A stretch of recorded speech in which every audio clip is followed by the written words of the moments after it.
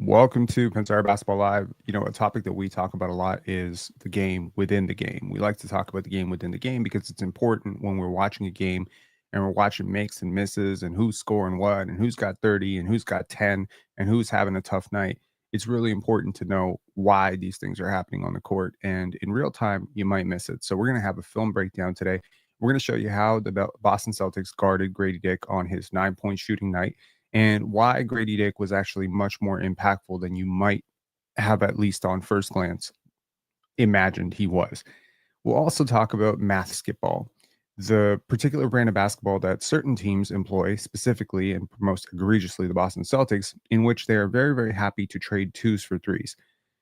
This is a dissection of how teams push you into inefficient forms of offense, how teams are willing to live with the Clint Capella dives to the rim as long as those dives to the rim do not open up Trae Young above the break threes. And we're going to prove it with film, and we're going to show you just the positioning on the court. It's going to be a pretty cool video. I'm positive it's going to be a cool video. There's been a lot of research that's been put into this because, you know what, like you, I was very, very seduced by how the Raptors played last night. I was very seduced and I wasn't that surprised. I mean, I'm going to be honest. I wasn't surprised because I said it before the game that the Raptors would probably, you don't be surprised if it's close. The Celtics are notorious for shooting threes, regardless of whether they're making them or not. And of course, if the Boston Celtics really wanted to beat the Raptors by 40 last night, they certainly could have played a style of basketball that could have beat the Raptors by 40 very easily. Put Jason Tatum on the block, have him get to the line 20 times. There's nobody that can guard him on this team. And yeah, shred. If you run Jaylen Brown off the line, just get downhill, put so much pressure on Jakob. Jakob did not have that much pressure because Neemias Queta is a very unskilled player. And frankly, the Boston Celtics don't care. They don't care. They don't need him to be skilled. What they needed was Tatum to the paint, drive, kick to an open shooter, pass, make the extra pass, swing it around, generate a three. The Boston Celtics are notorious for this. Now, I'm going to apologize right now because it's not going to be very appetizing for you as a viewer, but it will be very informative that I read this instead of trying to summarize it because there's a lot of numbers. So just bear with me for a second and then we'll get into the film of how the Boston Celtics guarded Gradey Dick.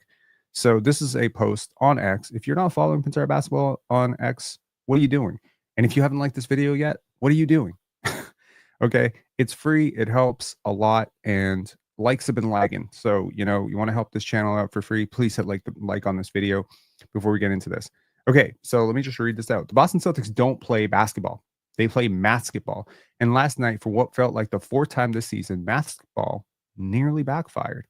Okay, this is the same team that gave up 59 points to Ben Mathurin and Pascal Siakam in a 135-132 overtime loss in Indiana, where you'll recall that Pascal Siakam hit the three to clinch the game. The Pacers shot 39% from three, the Celtics shot 33% from three, and the gap was 3. That doesn't make a lot of sense, but that's because the Boston Celtics took 19 more threes. That is the basketball. They lull you into taking mid-range jumpers and running your offense through worse three-point shooters. They're betting that Siakam isn't going to shoot 6 for 8 from 3. And the night that he does, they'll accept the loss because they're going to trust that he's not going to do that 4 times in a season, and they're going to trust that he's not going to do that 4 times in a series. This is actually not that different from how the OKC Thunder guarded PJ Washington in that lost series where PJ Washington and Derrick Jones just went nuts, right? And they were leaving them. They were like, take all the threes you want. We're not gonna.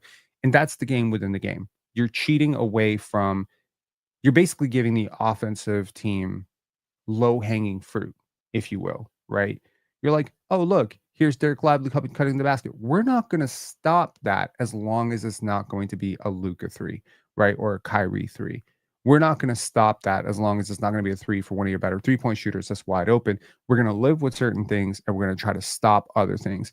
And that's what I think a lot of people don't understand is when Scotty Barnes is being guarded by 3 players and he is being forced out to throw the basketball to Davion Mitchell or someone like that, and Davion Mitchell is turning the ball over, clanking it. That's what you don't understand is that the offense is functioning in theory because a player is drawing that much attention. So I think that it's important to kind of see, you can gauge who your players are by seeing how opposing teams, especially good teams, guard your players, right? So if you recall in Scotty's second year when he couldn't shoot a three, teams were ganging up on Pascal and they were playing aggressive drop against Scotty. That's because teams believed that Scotty Barnes shooting threes was never going to beat them. It's not because they don't think Scotty Barnes can't hit a single three. It's because they believe that he won't take enough threes and he won't hit them at a high enough clip to punish them. And that's how teams guard someone like Jakob Poeltl. See, playing Jakob Poeltl is like the low-hanging fruit. Yeah, last night Jakob Poeltl had 35 points. I think the game before he had 25 or 24 points. That's like 60 points in 2 games, right? And you could argue he's doing so many good things. He's doing so many good things for the Toronto Raptors right now. But the problem is that inherently on defense, it's one offensive player that you never have to worry about shooting threes. And that does create a little bit of a, he's succeeding in ways that, you can't even imagine for a non 3-point shooter. And he's doing amazing things. So he's not playing not well. There's just a trade-off having him on the court in terms of what it does for your spacing. Anyways, the Atlanta loss, right? So they lost to Atlanta without Trae Young. This is the Boston Celtics losing to Atlanta without Trae Young. And that would have been perhaps just as embarrassing as losing to the Raptors without Scotty Barnes and Emmanuel Quickley. Their 117-116 loss to Atlanta was different. They won the three-point shooting battle, 18 of 45 versus 10 of 32, but they allowed Atlanta to destroy them on the offensive glass. So Atlanta shot 50.5% on 99 shot attempts, while the Celtics shot 50.7% on 75 shots. Again, when you look at those numbers in isolation, you would expect the Atlanta Hawks won by 10. They maybe 15. Again, they lost by 1 because they lost the offensive rebound battle 19-6 and kept it close because they got to the line 27 times to the Hawks 13. The Hawks won the game largely because Larry Nance shot 5 for 6 from 3. But again, the Celtics bet that the 31 attempts and 46 points from Dyson Daniels and Clint Capella wasn't going to beat them. They were wrong. Okay. But worth considering, in every single game that I'm going to consider with the Boston Celtics, they shot more threes than their opponent. It happens every time. Consider their 108-104 OT win against the Brooklyn Nets. They held Brooklyn to 10 for 38 from the three. So that's 26.3%, while they shot 14 for 53 from three, which is also 26.4%. Okay, so Holiday, Tatum, and White shot a combined 6 for 23. They were happy to give up 51 points to Dennis Schroeder and Cam Thomas. That's been happening on the regular because they held them to 20 for 45. If you change the equation just a little bit, let's just say they get slightly more efficient shots. And instead of 20 for 45, they shot 25 for 45. Well, now the math is conclusive. You lose, right? But they're going to bet that two guys like Cam Thomas and Dennis Schroeder, notoriously at times inefficient players, are going to shoot closer to 20 instead of 25, right? So they held them to just 6 for 17 from 3. So they baited them into a lot of twos. They ran them off the line. They gave them mid-range jumper after mid-range jumper because they trust the mid-range jumpers are not going to beat them. And 9 times out of 10, they're going to be right. That's what happened last night against Toronto, except this time, nobody shot 6 for 8 from 3. Okay. So it's worth noting, I do believe that the Toronto Raptors beat the Boston Celtics last night. It required a lot of refs looking the other way. It was egregious call after egregious call. The foul on Jakob Poeltl, the non-call travel on Jason Tatum, the egregious, I want to say not egregious, but like kind of chippy foul on Davion Mitchell, which put them at the line for that technical free throw. There's a lot of stuff like that where you're just like, man, they were allowed to get away with everything, and the Raptors weren't allowed to get away with anything last night. And I don't necessarily think that that's fair. So did it matter that the Raptors shot 50 for 98 from the field while the Celtics shot 44 for 99 from the field? No, because the Celtics are betting that the Raptors won't shoot 39% from three. That's it. The Celtics were betting that Jakob Poeltl won't shoot 16 for 19 from the field. They're betting that they won't shoot 34.4% from three. They're betting that if they play this game out, exchanging threes for twos 9 times out of 10, they're going to win. It took historic levels of choking at the line from the Raptors, several non-calls, a historic night from Jakob, great defense, and a travel from Jason Tatum that wasn't called to win this game. The math somehow swung Boston's way. Okay, they baited the Raptors into running their offense through 2 players that they knew couldn't beat them while guarding the one player who could, which is Gradey, like he was Steph Curry. They lived with RJ Barrett shooting 10 for 27 from the field and 1 for 3 from 3.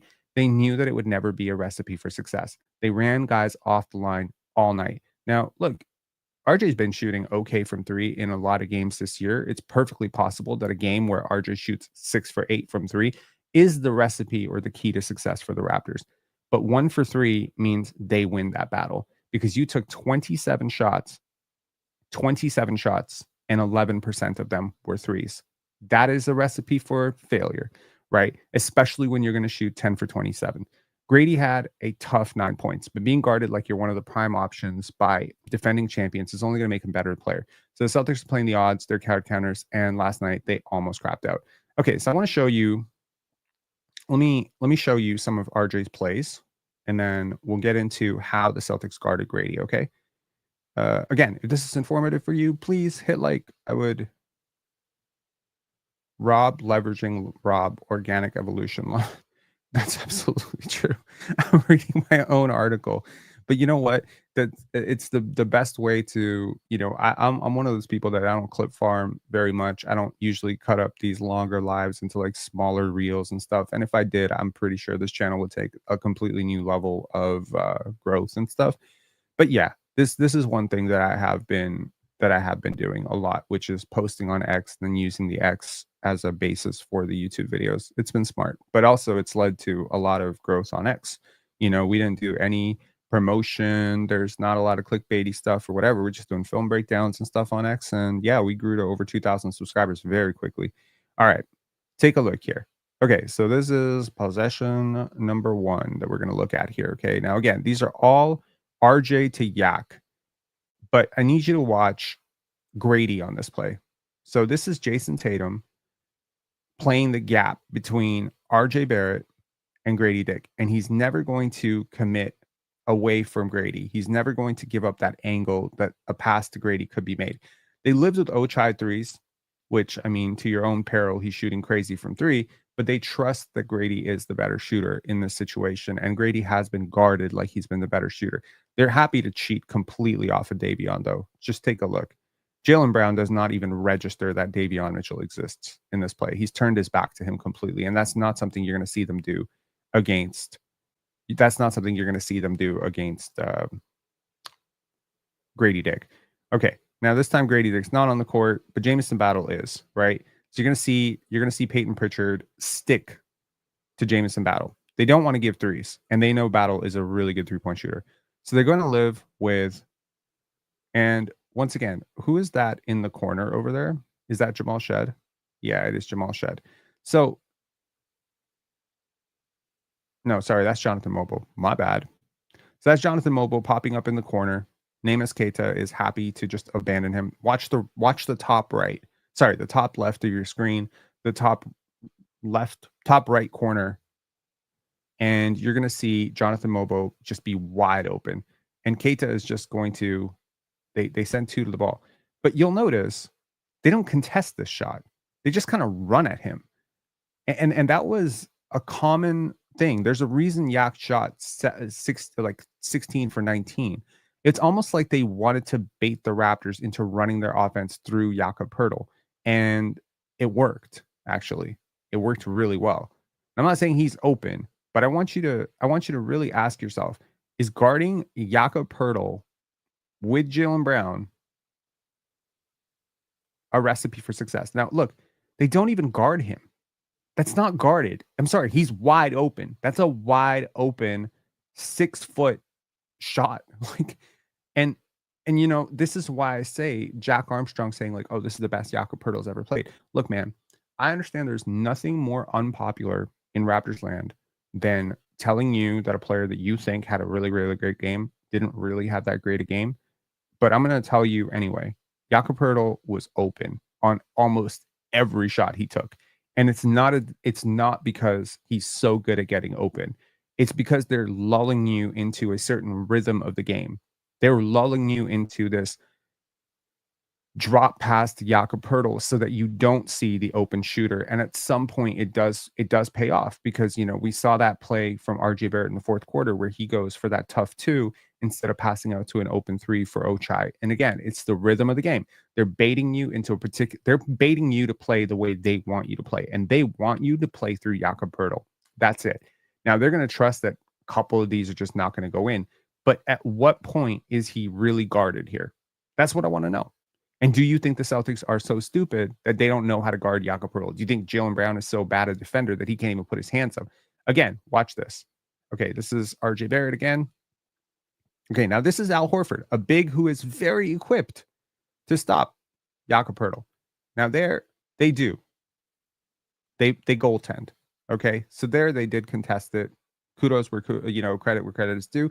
Jaylen Brown with the goaltend there. That probably would have been a miss or a make. We don't know. But okay, now here we go again. Yak tries to set the screen on Jason Tatum. Doesn't work. Now again, RJ Barrett. Are they okay? And again, wide open. This is wide open. This is abhorrent defense, but they're just willing to live with this because teams have a tendency to consistently go back to what works, right? So if you start getting hot from the mid range, you're like, oh, this is my midi pull up game. And that's when you fall because that's what the Boston Celtics had to break, right? They had a habit, right?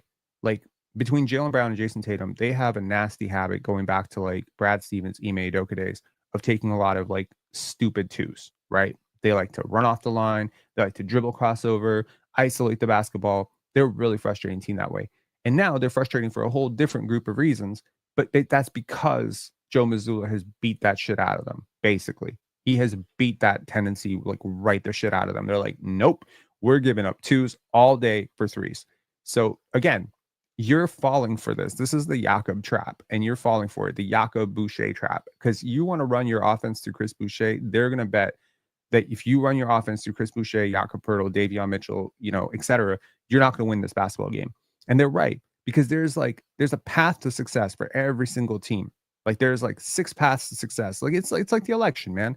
It's like, oh, you can win Georgia, or you can win, the swing states, you can do this or whatever. Like again, wide open, bro. Wide open. There is not a center in the world who cannot make this shot. You could make this shot in the NBA. If they're going to guard you this way, they didn't even guard him. Again, do you think this is them just falling asleep, not trying? Do you think Neemias Queta is a really bad defender? No, man. They have a strategy. The strategy is you are not going to get off of Gradey Dick. Now watch Gradey Dick on this whole play. Look at Jordan Walsh. Okay, that's Jakob Poeltl with the basketball. And look at Jordan Walsh sprinting out to Gradey Dick. Just watch this. Just watch this entire play breakdown.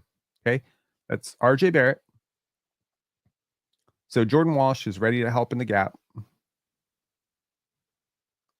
Now he is thinking about trying to stop Jakob Poeltl, but realizing that he's not going to give that if he does that, he's going to leave that the gap between Peyton Pritchard or Sam Hauser, whoever the hell that is, that's Sam Hauser, is too large for him to cover.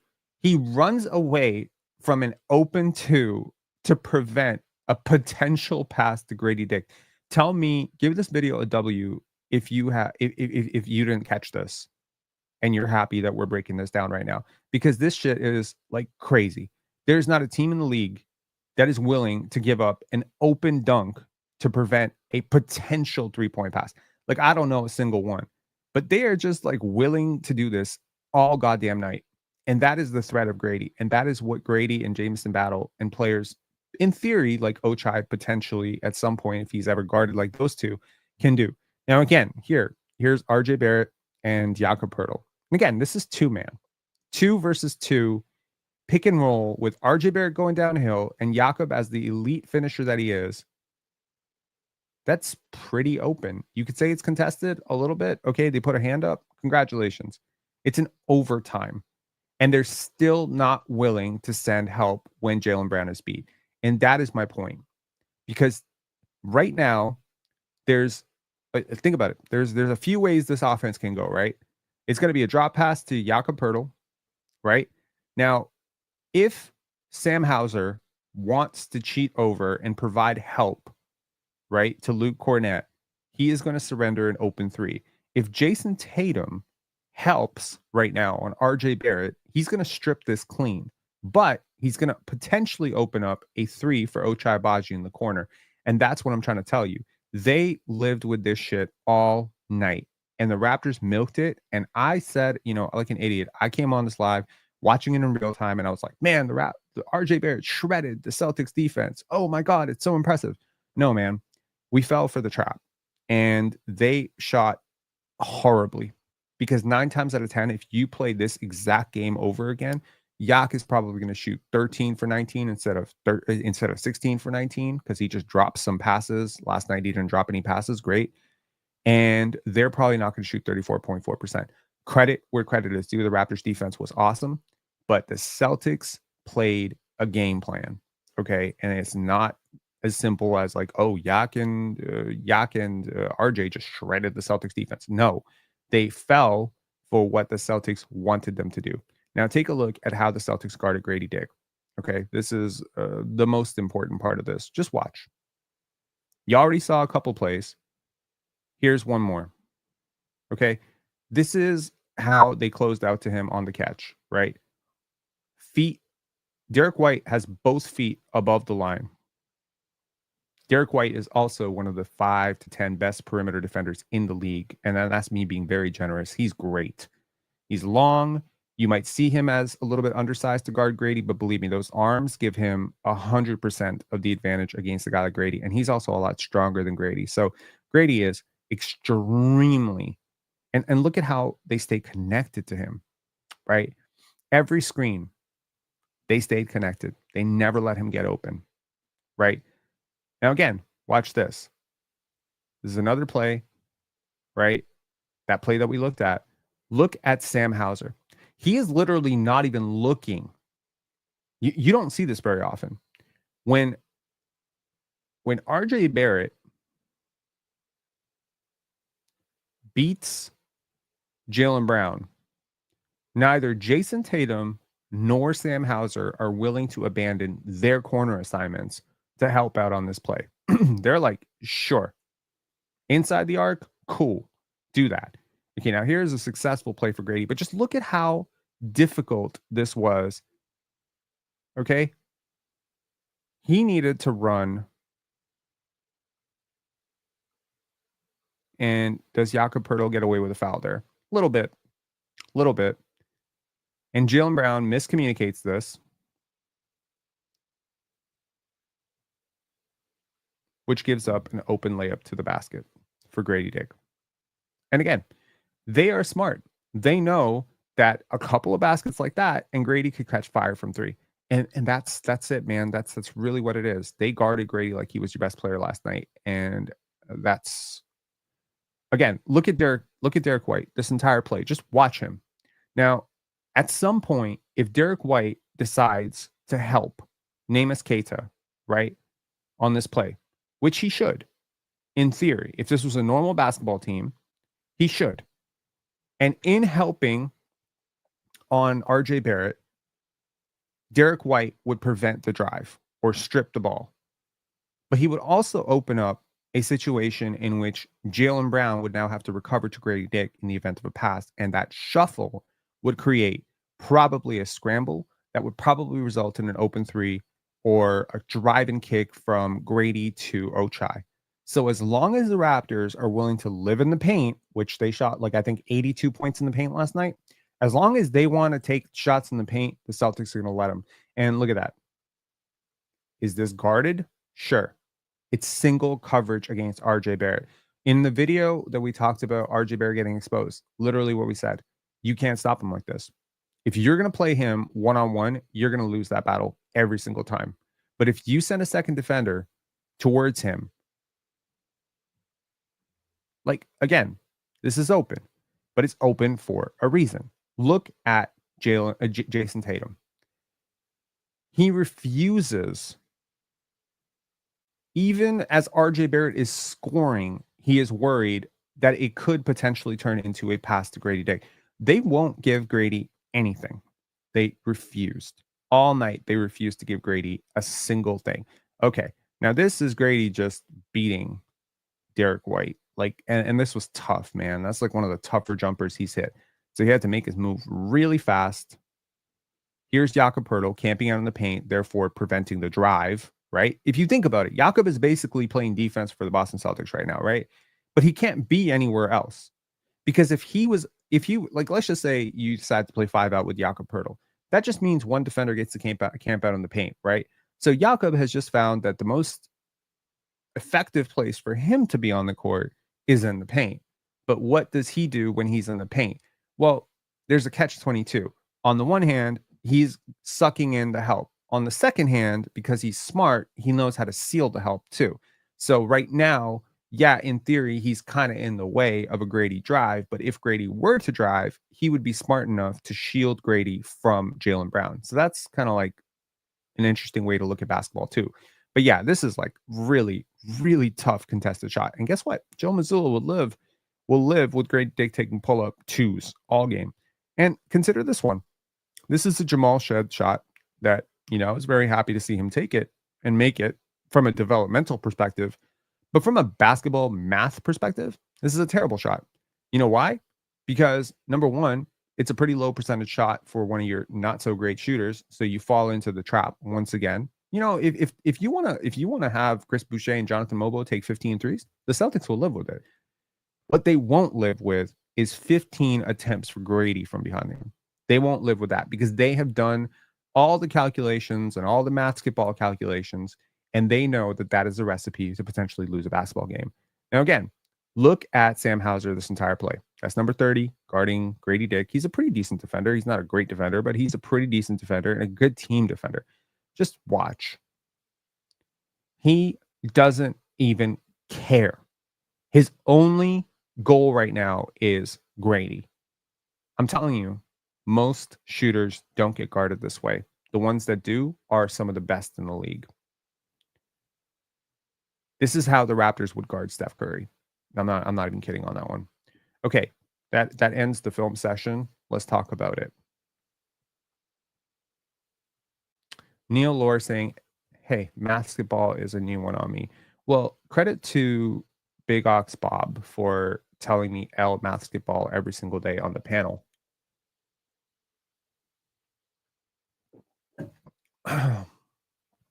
Okay. Long story short, there's a game within the game every game. Every coach, opposing coach, has a scouting report that they go over with their team in the morning shoot around and then after the film session. They are targeting Gradey. Okay. Defensively, offensively, they're targeting him. He is very high on the scouting report. And right now, I would argue he's the highest player on the scouting report. Life will get easier when Scotty Barnes comes back because now there are two guys that they really have to worry about. And Scotty is like really good at bending the defense to find shooters. He's not looking for the obvious pass. He's looking for the greatest pass. And that means that he will manipulate the defense and bend the defense until a three-point shooter is open. Scotty is great at finding three-point shooters. What went right for Gradey last night what went right for RJ Barrett last night was all the paint touches, which led to kick out threes. That's what the Celtics wanted to avoid. So what they did was every single time RJ drove, they took away all the angles to the threes and they forced him to make the only angle that they left open, which was Jakob. If you're going to wake up this morning thinking Jakob has turned into Hakeem Olajuwon or Kareem Abdul-Jabbar, you're missing the plot. And this is not shade on Jakob at all. He's doing what he's designed to do, and he's doing it very efficiently.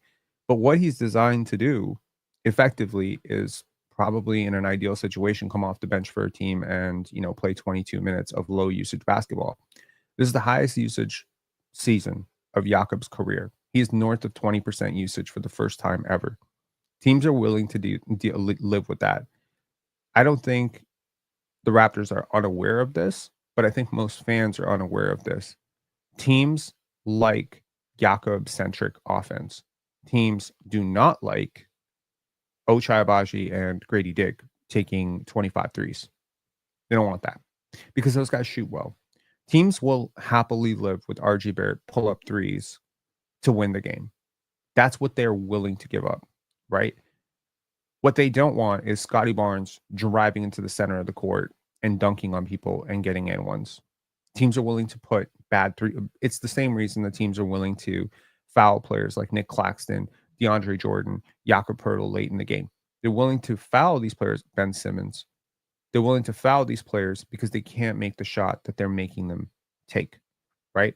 There's a reason why teams go 15, 16 feet away from Davion Mitchell every single time he catches the basketball. It's because they want you to run your offense through Davion Mitchell. And to the Raptors' discredit, they consistently run their offense through Davion Mitchell and Jakob. That is why they are losing basketball games right now. Now, I like to watch other podcasts in general because I'm a Raptor sicko and a junkie. And I've heard people, around Raptors land saying that they're very impressed with Davion Mitchell over the last few games. Credit where credit is due. He had a pretty fine game yesterday. But please understand, there is like a deeper way to look at basketball, and then there's a very shallow way to look at basketball. The shallow way to look at basketball is Davion Mitchell had 10 points. The shallow way to look at basketball is we lost. The shallow way to look at basketball is we're 2-12. Oh my God, the sky is falling. This is the very surface, very shallow, very, sorry to say if this might be offensive to you, very stupid way to look at basketball. There's a deeper way to look at basketball, which is the process of your offense and the process of your team development and the process of everything. Okay. The process of what is the greatest takeaway from last night? If you're a casual fan, you're going to say Jakob had 35 points. If you're a casual fan, you might say RJ Barrett had his first triple double. You might say that is the biggest takeaway and the thing that you are most excited about. If you're a casual fan, you'll say, we took the Celtics to overtime. That is not the biggest takeaway from last night. That's not at all the biggest takeaway from last night. The biggest takeaway from last night is that the defending champions guarded your 20-year-old sophomore like he was fucking Steph Curry. That's the takeaway. The rest of it is irrelevant. It doesn't matter. There was a game against the Celtics in preseason where Scotty Barnes went off.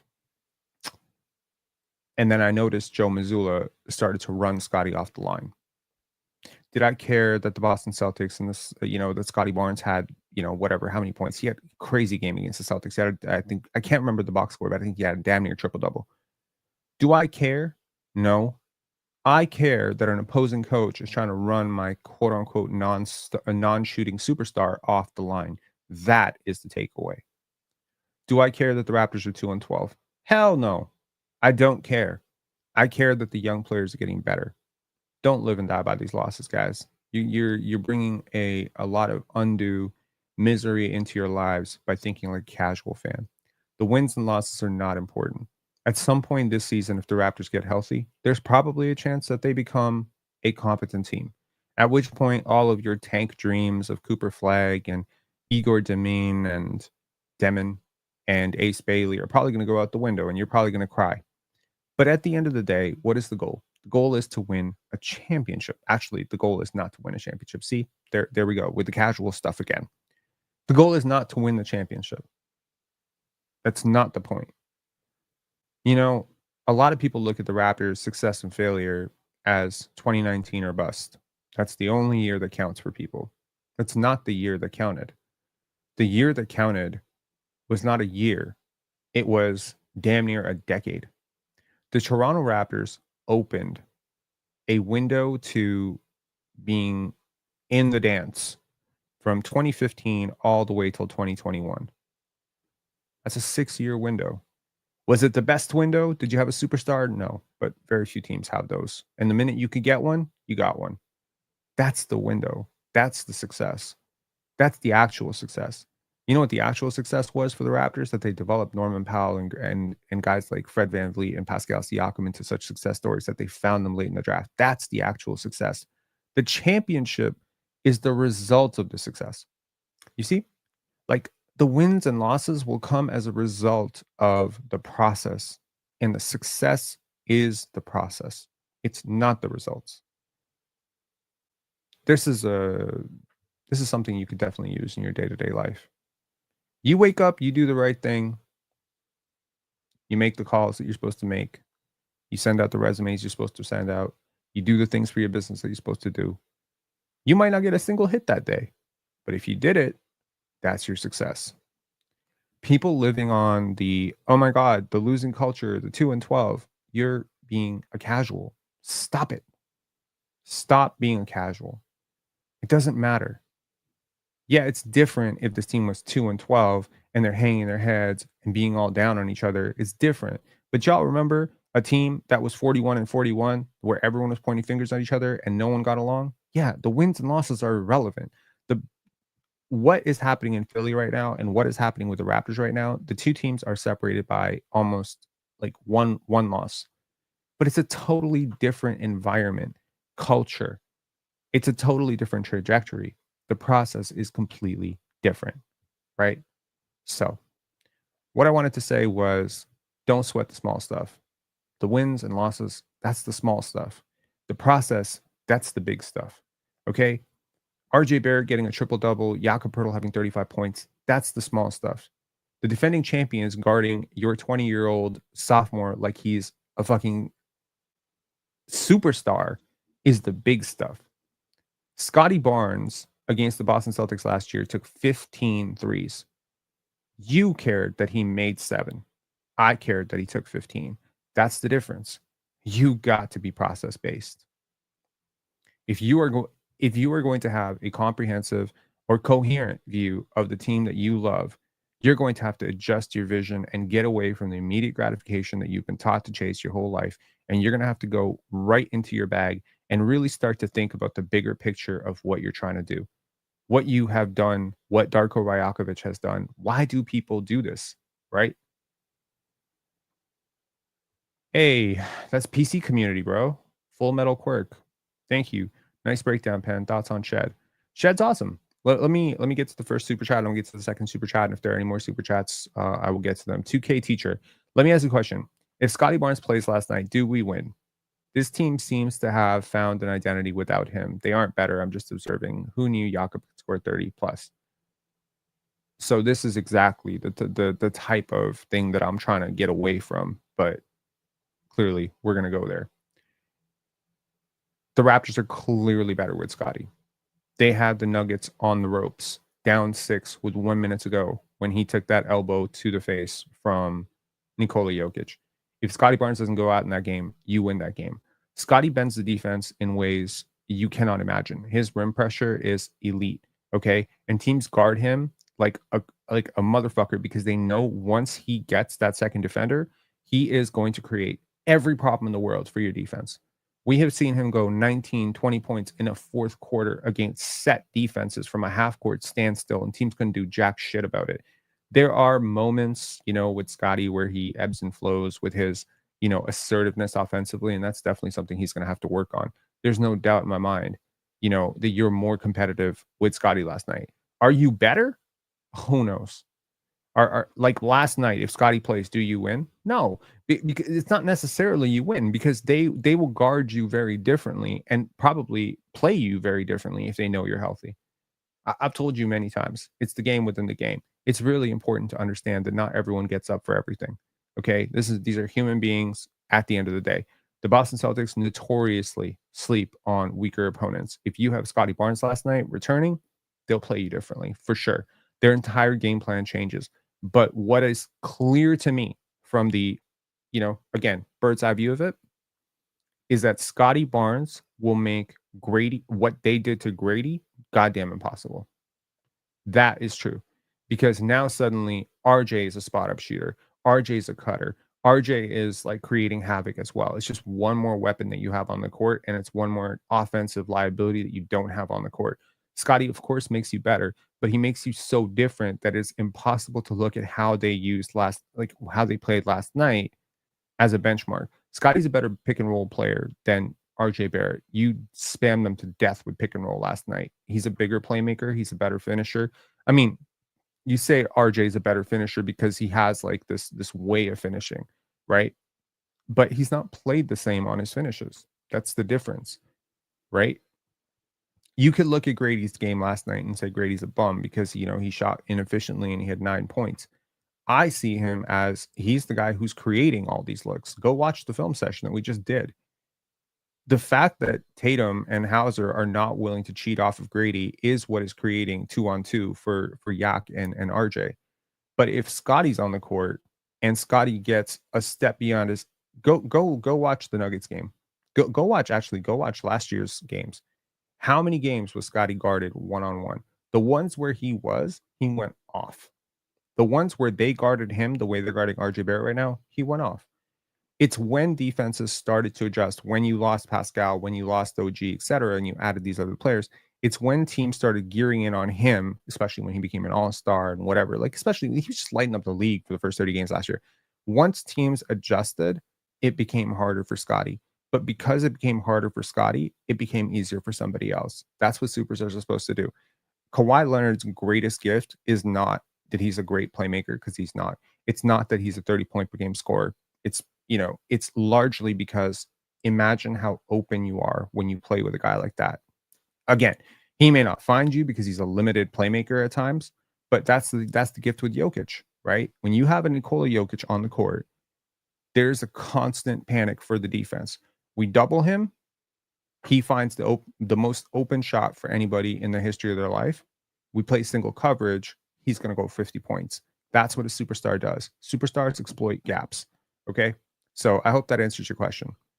Now, Full Metal Quirk, shout outs to PC community. I remember you from there.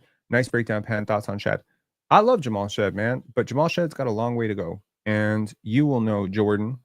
Shout outs to Drenchman Sports. Jordan and I talked about Jamal Shead on the panel, and Jordan alluded to the fact that if Jamal Shead, doesn't watch it, he might be out of the league in a couple of years. And you know what? That comment kind of caught me off guard, but the more I think about it, he could be right. Undersized guards are a dime a dozen in the NBA. Jamal Shead is going to have to become a much better shooter, but I love him. I think he's a dog. I think he competes defensively. I think he has a lot of really good primary, like, table setter qualities. I think he reads the game really well. I like his passing. I like his vision. I like his assertiveness. I like his compete level. I just don't like his jump shot right now. I like the fact that yesterday there was a little bit more arc and a little bit of a softer touch on some of his shots and free throws, and not free throws, the floater range stuff, right? There's a few times this year where he gets up and he's like tossing it at the rim. And what he's going to have to learn is that, like, beautiful sort of floater that Tony Parker had, right? Like that little bump arc, right? Where it almost goes above the backboard, but that's how you're going to get that off, right? Because again, if you're undersized, this is the problem with him and Jonathan Mobo right now. They don't have arc on their finishes. So if you're an undersized player, you got to get rid of the ball quickly. So first step, you got to create separation. Second step, you got to get rid of the ball quickly. Third thing, you got to put it high, right? If Jonathan Mobo is ever going to become a good finisher, a competent finisher at the NBA, he's going to have to learn this too. But the problem with both these guys is they've never really faced this much size in their lives. And so that adjustment is they tend to go flat. And again, if you're Scotty Barnes and you throw the ball in flat, cool, you're huge, right? If you're Jakob Poeltl and you're more of a flat finisher, cool. But if you are a guy like Jamal Shead, you cannot be throwing it like this, because that's how you get blocked. Jamal Shead got blocked a few times last night. Anyways, that's it for me, guys. Thank you for the super chats. Appreciate it very much. 2K teacher saying that would be a dumb take. I don't know what is going on there, but yes.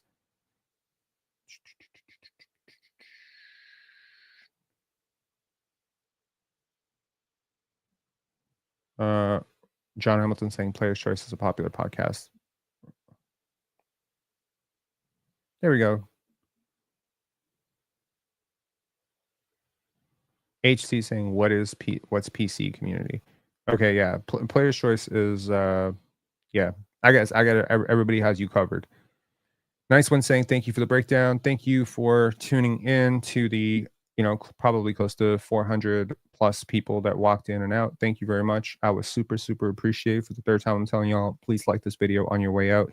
It would be very, very nice to get this video up to 300 likes. That would be awesome.